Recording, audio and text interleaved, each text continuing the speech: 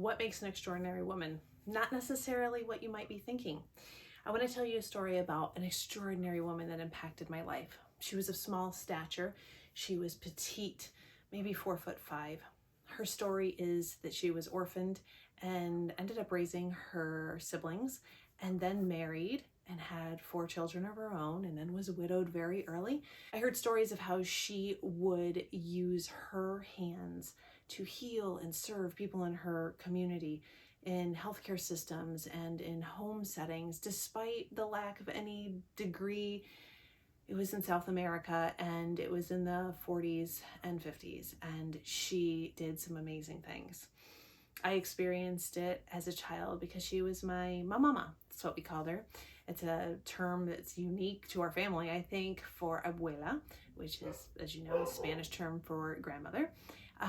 We had a language barrier. She didn't speak much English and I didn't speak Spanish as a child, but I understood enough. But the point being that service is a form of communication. And what she did for me on the daily basis of just being in my presence and caring for me was extraordinary. Here's a few examples. I can distinctly remember being a young child and walking down the sidewalk in the hot sun of Miami heat. And she would put her hand over my head to protect my very dark brown hair from becoming too hot from the sun. She would put perfume on her hands before she braided my hair. It's extra. She would make meals. She would write handwritten letters to me in the later stages of life, even when Parkinson's interrupted her coordination. She was extraordinary. I'm telling you this because what you are doing as a caregiver is most likely having that impact. And if you feel that it isn't, I want to encourage you to know that my mama didn't tell her story because she didn't need really the pity or the accolades. She knew her value.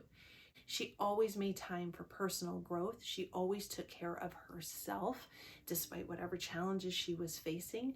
And then she continued to serve where she could and at the capacity that she could, but with a little something extra. So I want to encourage you today to consider yourself as extraordinary, because you are. You're going one step beyond what is ordinary life for most of us. By being a caregiver, it's extra, right? So wherever it is that you find your skill set, honor it, recognize it, be proud of it, be confident in it, value yourself, and know that it is a very important thing to be grateful for yourself and your skill set. And I want to say that I'm grateful for what you do as a caregiver.